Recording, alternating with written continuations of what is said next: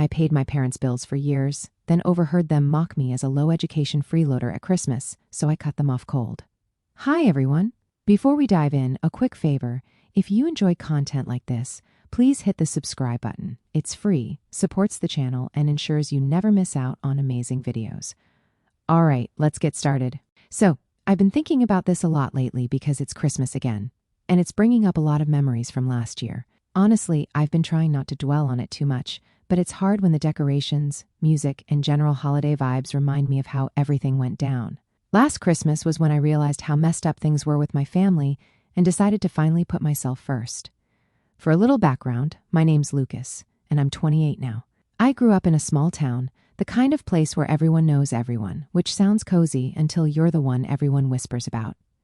My family was what you'd call average on the outside. Mom, Dad, me, and my little sister, Emily. My grandparents lived with us too for a while, and they were probably the only ones who really cared about me, but I'll get to that. Emily is 7 years younger than me, and from the moment she was born, she was basically the queen of the house. I don't blame her for that. She didn't ask to be the favorite, but it was obvious to everyone, even as a kid. Her birthdays were these huge events with decorations, cakes, and gifts that would make you think she was royalty.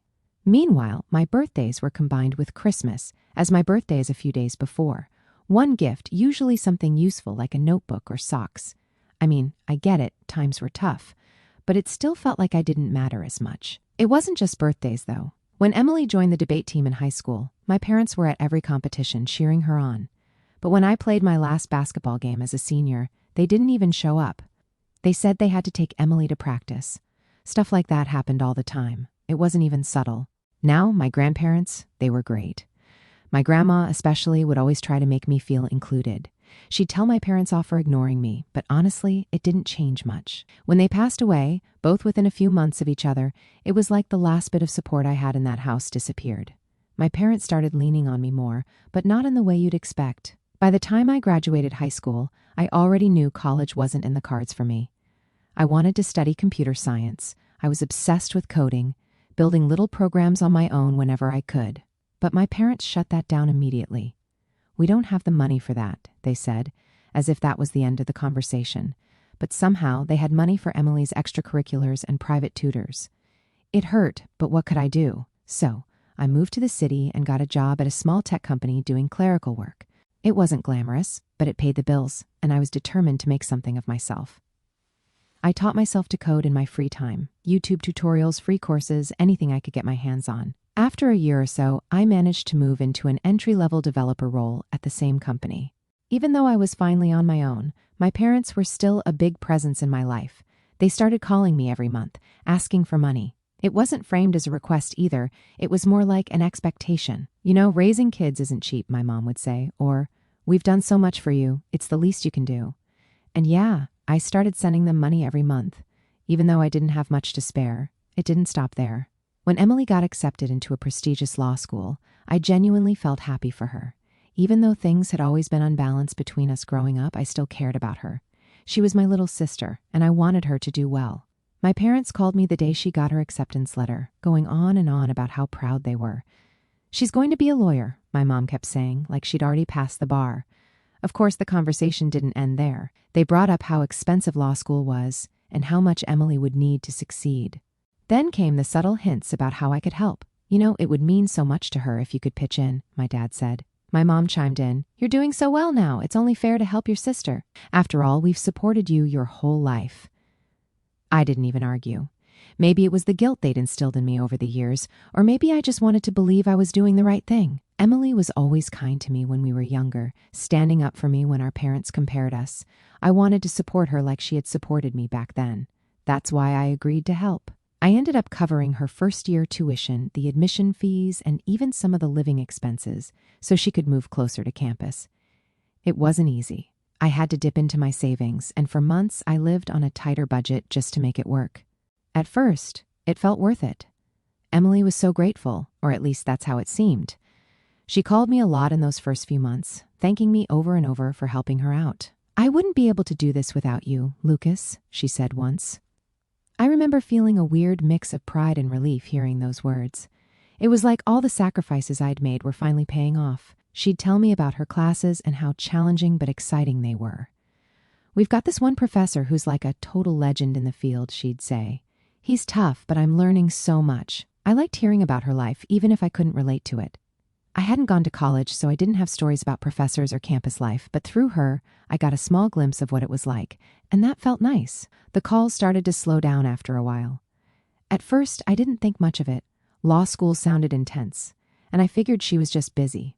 When she did call, it was usually because she needed something. "Hey, Lucas, I'm running low on rent money. Can you help? Or I need this textbook, but it's crazy expensive. Can you send me a bit to cover it?" I always said yes. I told myself it was just temporary, that once she graduated and became a lawyer, everything would even out. She'd pay me back, and maybe our parents would finally start treating me with some respect too. But then her tone started changing. The gratitude from earlier in the year was gone, replaced with this expectation, like it was my duty to help her. There was no thank you anymore, just a quick acknowledgement before she hung up. When I tried to ask her how she was doing or talk about my life, she seemed distracted, like she couldn't wait to get off the phone. Yeah, I'm fine, Lucas. Anyway, about that rent money. I didn't know how to bring it up without sounding petty, so I let it slide, but it started to eat at me. I'd be sitting at my desk at work, thinking about how much I was sacrificing for her while she barely acknowledged it. I was skipping out on things I wanted. New clothes, dinners out with friends, even saving for a better apartment, just so she could focus on school without worrying about money. The thing that really got to me was how our parents acted during all of this. Every time they called, it was the same story. "Emily's doing so well, we're so proud of her," they'd gush. If they mentioned me at all, it was only in relation to how I was helping Emily. "It's good that you're supporting her, Lucas. That's what family does." Not once did they ask how I was doing. They didn't know about the long hours I was putting in at work or the freelance projects I was taking on just to make ends meet. They didn't know how drained I felt, working nonstop while watching my savings dwindle away. And honestly, I didn't expect them to ask. That's just how it had always been. By the end of Emily's first year, things between us had shifted completely. She didn't call unless she needed something, and when I reached out, she barely responded. I remember one time I texted her, asking how her exams went. She replied a day later with a single word, "Good." No follow-up, no details. It felt like I was talking to a stranger. I started to resent her, but I didn't know how to deal with it. I told myself she was just stressed, that it wasn't personal, but deep down, I couldn't shake the feeling that I was being taken for granted, not just by Emily, but by my parents too. One night, I got a call from my mom. She wanted to talk about Emily, of course. "She's doing so well, Lucas. You should be proud of her," she said, the same way she always did. I muttered something about how I was glad she was doing well, but I guess my tone gave me away. "What's wrong?" my mom asked, sounding more annoyed than concerned. "Nothing," I said quickly, but then I couldn't stop myself. "It's just I feel like all I ever do is give. I've been helping Emily nonstop, and it's like no one even notices." There was a long pause before she responded. "Lucas, don't be selfish. Emily is doing something important with her life. You're just working in tech. She's going to be a lawyer. You should be happy to support her." That hit me hard. It was like all the work I'd put into building my life didn't matter because I didn't have a fancy title or a degree. I wanted to argue, to defend myself, but I knew it wouldn't change anything, so I just said, "Okay," and hung up. That conversation stuck with me for weeks. I started to see everything more clearly. By that time, I was exhausted, physically, emotionally, and financially. But I didn't know what to do. Cutting them off felt impossible. They were my family, after all. But part of me wondered how much longer I could keep this up before I broke completely. Last Christmas, I got a call from my mom a few weeks before the holiday. She sounded unusually chipper, which immediately put me on edge.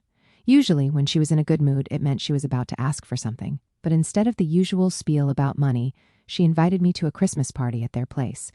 "We're having everyone over this year. Relatives, neighbors, even a few of Emily's friends," she said. "It'll be nice to have the whole family together again. You'll come, won't you?" I wasn't sure at first. Going home always came with its share of baggage, and I wasn't in the mood to deal with all that. But she kept pressing. "It's been ages since we all got together," she said, guilt dripping from her voice. "Emily would love to see you, and it's Christmas. Don't you want to spend the holiday with your family?" I agreed, mostly to avoid the endless calls and guilt trips I knew would follow if I said no. Plus, I figured it might be a chance to reconnect with everyone. Maybe things wouldn't be so bad this time. So, I took the train back to town on Christmas Eve, carrying a few small gifts I'd picked up for everyone. Nothing fancy, just little things I thought they'd appreciate. When I got to the house, it was packed. There were relatives I hadn't seen in years, neighbors I barely recognized, and even a few of Emily's old high school friends. The energy in the house was loud and chaotic, but in that festive way that made it feel like Christmas. At first, it was actually kind of nice. I caught up with a couple of cousins, made small talk with some neighbors, and even managed to chat with Emily for a bit. She seemed busy, though, flitting from group to group like she was hosting the whole thing. The evening started to shift when my dad called everyone into the living room. He stood up by the fireplace, holding a glass and grinning like he was about to announce something big. My mom stood beside him, beaming, and Emily was next to her, looking a little smug. "Thank you all for coming," my dad began. "It's so wonderful to have everyone here to celebrate the holidays. But tonight isn't just about Christmas. It's also about celebrating some incredible news." I had a sinking feeling in my stomach. I knew where this was going. "We're here to celebrate Emily, who's just finished her first year at law school with flying colors," he said. Everyone clapped, and a few people even cheered. My mom jumped in, talking about how proud they were of her, how hard she was working, and how bright her future looked.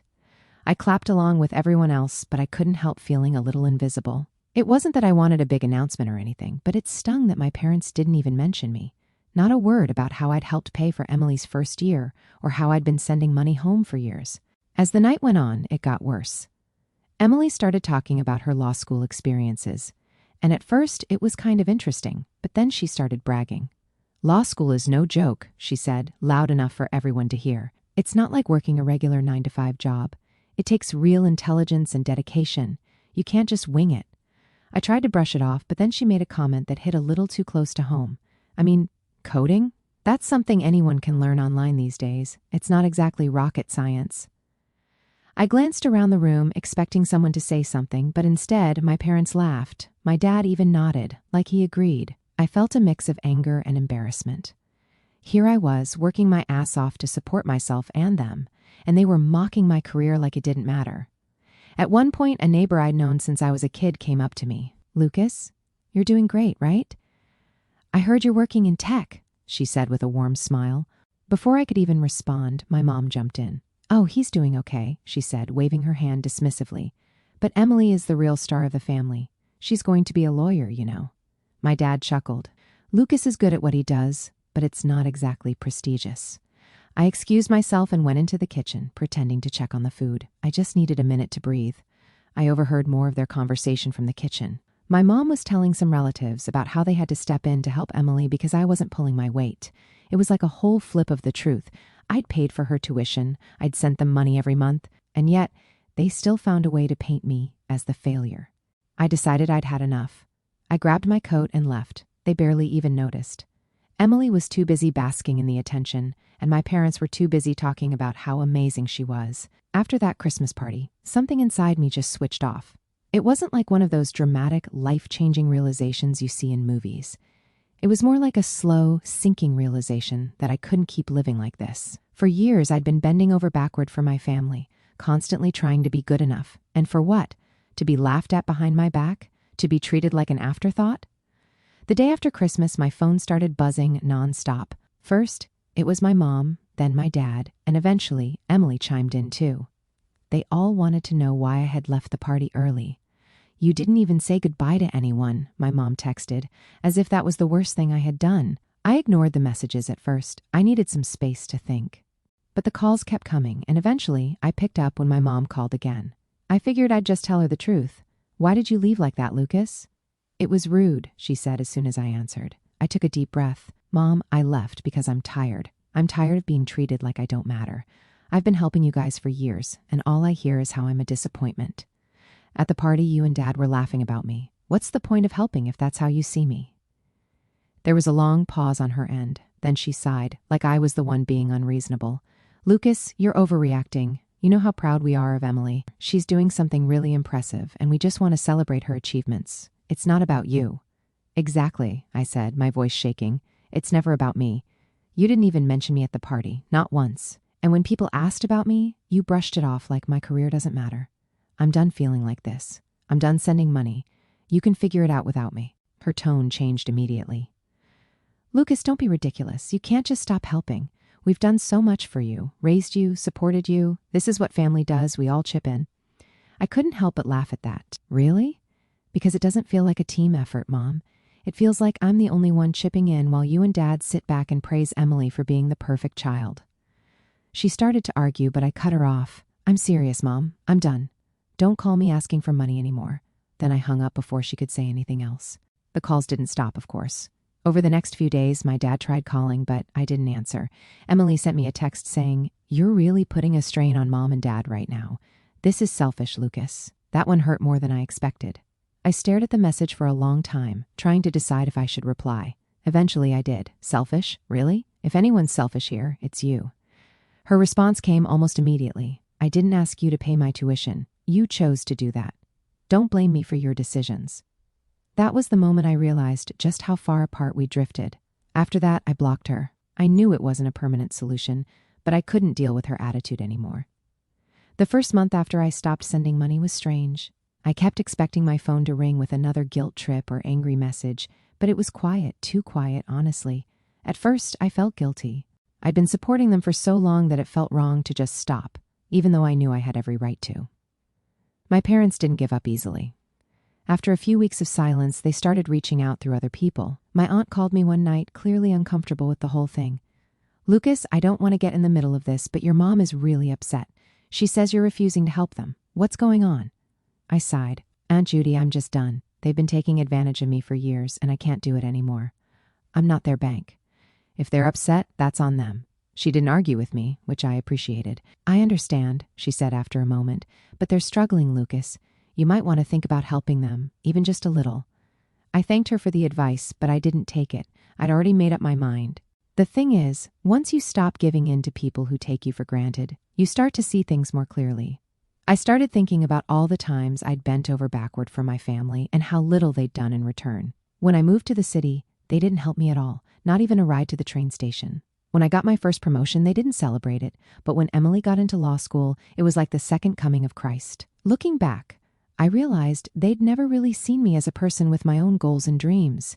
To them, I was just the older brother, the one who had to make sacrifices so Emily could shine. It was a few months after I stopped sending money that Emily finally reached out again. Up until that point, I hadn't heard much from her after I blocked her. I assumed she'd just moved on, figuring out her own way to manage things. But apparently, things weren't going as smoothly as she hoped. I still remember the exact moment she called. It was a Wednesday evening, and I'd just gotten home from work. My phone buzzed, and her name popped up on the screen. For a second, I debated not answering. I mean, what could she possibly have to say that I'd want to hear? But out of curiosity, I picked up. "Lucas," she said, her voice tight. No hello, no small talk, just my name, like she was gearing up for something big. "What's up?" I asked, already bracing myself. She sighed, and I could practically hear her trying to decide how to phrase whatever she was about to say. "Look, I need your help. My tuition for the second year is due, and Mom and Dad said they can't pay it. I've tried to get scholarships, but there's nothing available right now, and I don't know what to do." There it was, the ask. I leaned back in my chair, staring at the ceiling as I tried to process what she was saying. "Emily, I already helped with your first year," I said, keeping my voice as calm as I could. "I told you I couldn't keep doing this. You knew that." Her tone shifted immediately. The desperation was still there, but now it had this sharp edge, like she was getting annoyed with me. "Yeah, but I thought you'd understand how important this is, Lucas. If I don't pay, I could get kicked out. Do you have any idea what that would look like? Everyone knows I'm in law school. If I drop out, it'll be humiliating for me and for the family." I sat up straight, her words hitting me like a slap in the face. "Emily, are you seriously more worried about how it'll look than the fact that you might actually get kicked out?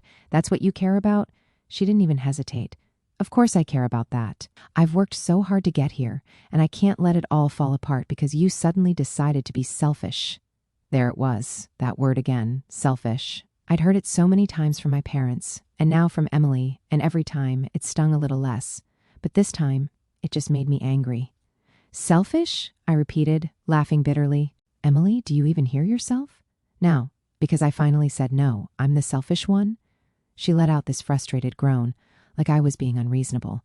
"Lucas, I'm not asking you to support me forever. Just this one time, okay? I'll pay you back once I'm a lawyer. You know I will." That was the part that really got to me. She didn't even realize what she was asking. To her, it was just this one time, but to me, it was years of being taken for granted. I knew in that moment that if I gave in now, it wouldn't be the last time. There would always be one more thing she needed help with, and I couldn't keep doing it. "No, Emily," I said firmly. "I'm done. You need to figure this out on your own." She was quiet for a second, and I thought maybe she was trying to process what I said, but then she spoke, and her voice was colder than I'd ever heard it. You know what, Lucas? Fine. Be that way. But don't come crying to me when you need something. At least I'm trying to do something with my life, unlike you. I didn't even respond. I just hung up. The next time I heard anything about Emily was through one of our relatives. Apparently, she'd been venting to everyone who would listen about how I refused to help her and how it was my fault that she was struggling. Mom and Dad backed her up, of course, painting me as the villain in this whole situation. Over the next few months, things started to unravel for Emily. Without my financial support, she had to take on part-time work, which ate into her study time. She started falling behind in her classes, and by the end of the semester, she failed a couple of them. I'd be lying if I said I didn't feel a little bad for her. She was clearly in over her head, and it was obvious that Mom and Dad weren't stepping up to help her the way I had. But at the same time, I couldn't bring myself to care as much as I used to. It wasn't my responsibility anymore. Every so often, I'd hear updates through the grapevine about how she was doing. Some relatives tried to make me feel guilty, saying things like, if only you'd helped a little more, maybe things would have turned out differently. But I knew better. Emily's situation wasn't my fault. It was the result of years of entitlement and unrealistic expectations.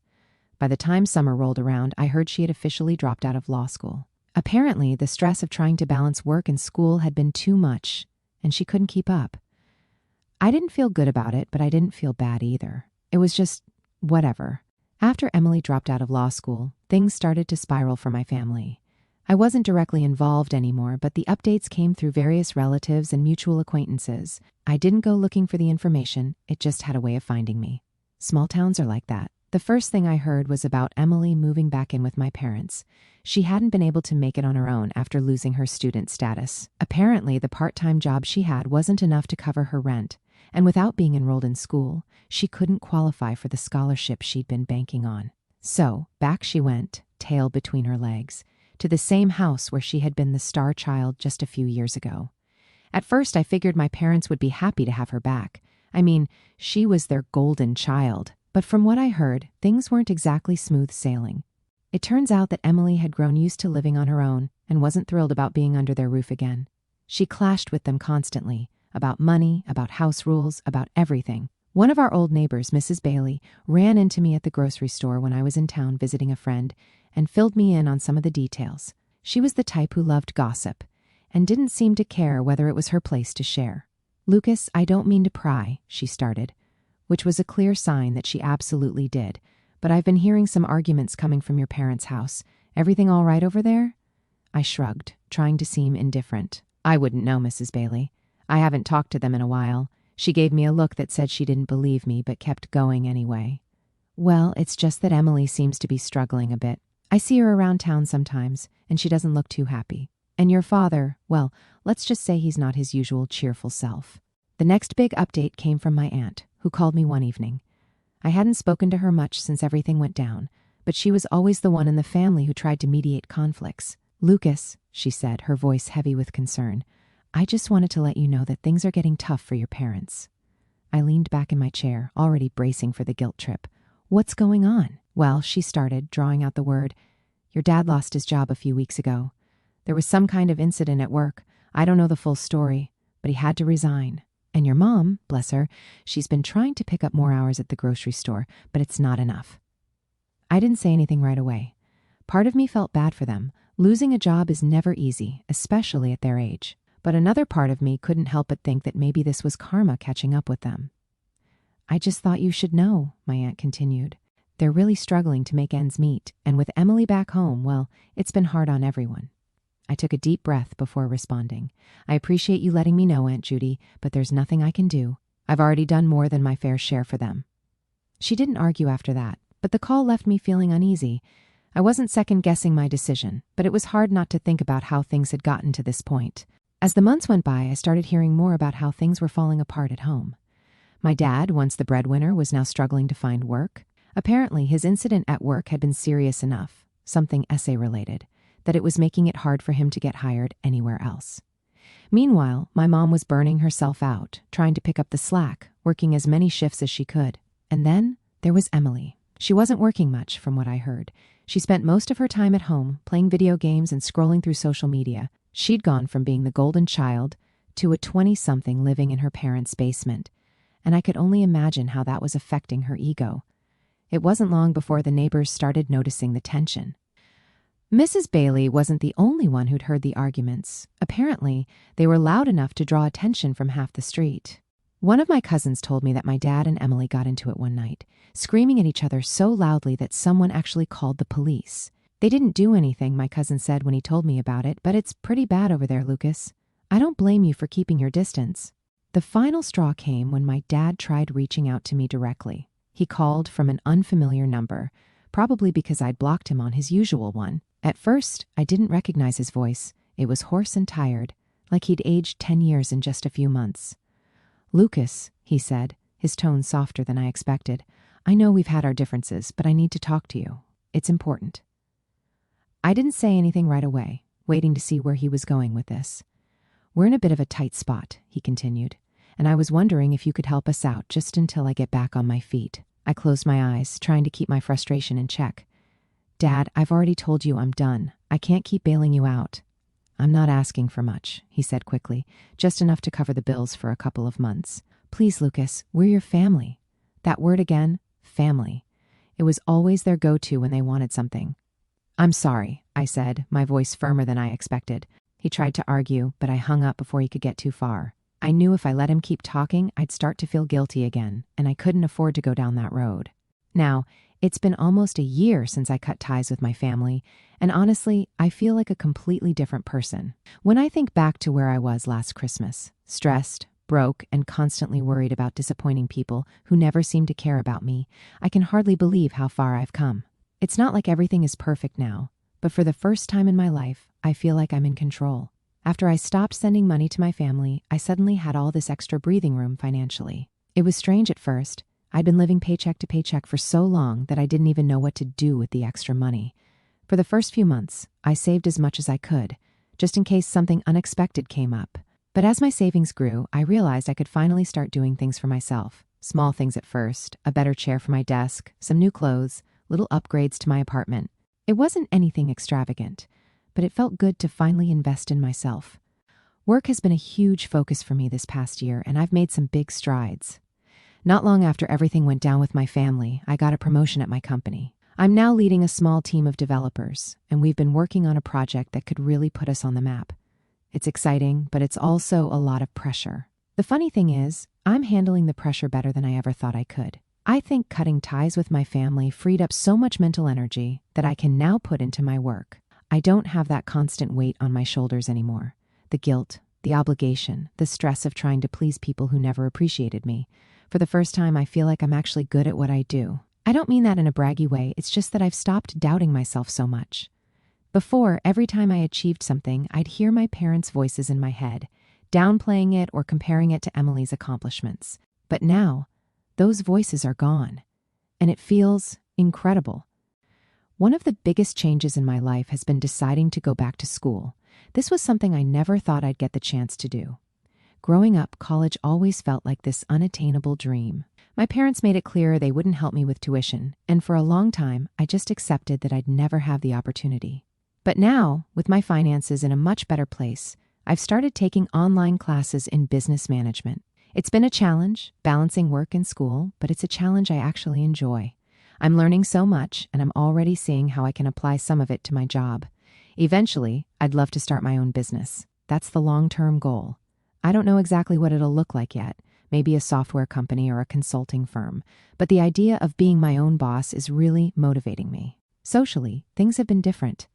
Cutting ties with my family hasn't been easy to explain to people, especially new friends or coworkers. When someone asks about my family, I usually just give a vague answer, like, we're not really in touch. Most people don't push further, but every now and then, someone will ask, why not? It's hard to sum up years of dysfunction in a single sentence.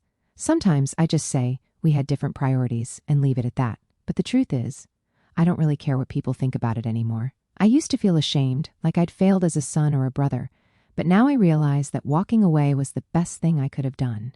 As for my family, I haven't heard much from them recently. For a while, there were the occasional guilt trips through relatives, my aunt calling to say my mom was struggling, a cousin asking if I'd consider helping Emily out again, but eventually, those calls stopped. From what I've gathered, Things haven't improved much for them. My dad still hasn't found steady work, and my mom is working even more hours to keep the house running. Emily, last I heard, was still living at home and not doing much of anything. It's sad, in a way. I don't wish them harm, but I also don't feel responsible for their choices anymore. They made their bed, and now they have to lie in it. If there's one thing I've learned through all of this, it's that you don't owe anyone your peace.